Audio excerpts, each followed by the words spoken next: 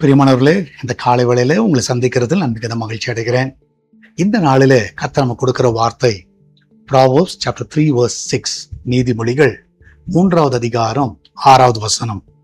உன் வழிகளில் எல்லாம் அவரை நினைத்துக்கொள், அப்பொழுது அவர் உன் பாதைகளை செவ்வாய்ப்படுத்துவார். உன் வழிகளில் எல்லாம் அவரை நினைத்துக்கொள்.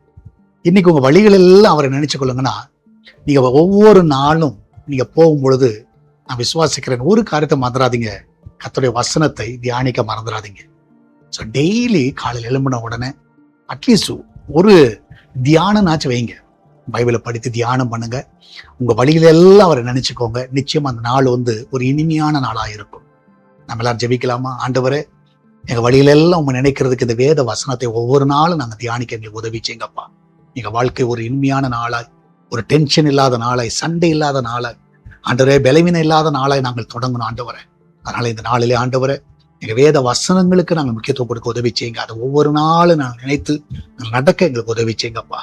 எல்லாவற்றுக்கும் மேலே நல்ல ஸ்கூலுக்கு போகிற பிள்ளைகள், வீட்டில் இருக்கிற பிள்ளைகள், படிக்கிற பிள்ளைகள், யாராக இருக்கட்டும், எக்ஸாம் போகிற பிள்ளைகளா இருக்கலாம், எந்த பிள்ளைகளா இருக்கலாம் ஆண்டவர், எல்லாரையும் நீங்க கண்ணின் மணி போல காத்துக்கொள்ளுங்க. நல்ல சுகத்தோடு வழி நடத்துங்க.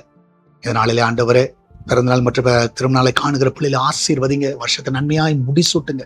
அவருடைய வழியிலெல்லாம் உண்மை நினைத்துக்கொள்ள உதவி செய்யுங்கப்பா. ஆண்டவரே கர்த்தாவே, இந்த நாளிலே கர்த்தாவே பிசினஸ் பண்ணுகிற பிள்ளைகளை ஆசீர்வதிங்க. அவருடைய வருமானங்கள் எல்லாம் பெருக செய்யுங்கப்பா. எல்லாவற்றுக்கும் மேலாக ஆண்டவர் இந்த சால்வேஷன் டிவிக்காகவும் எஸ்தர் திருச்சபைக்காகவும் ஜெபிக்கிறோம். ஜனங்களை கொள்ளை பொருளாய் தாங்க ஆண்டவர், அநேக ஆத்துமாக்களை தாங்க ஆண்டவரை.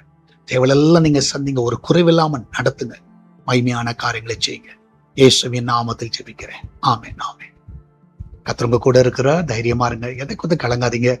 அவர் வழியில எல்லாம் நினைச்சு கொள்ளுங்க. கர்த்தர் உங்களை அற்புதமாய் நடத்துவார். God bless you.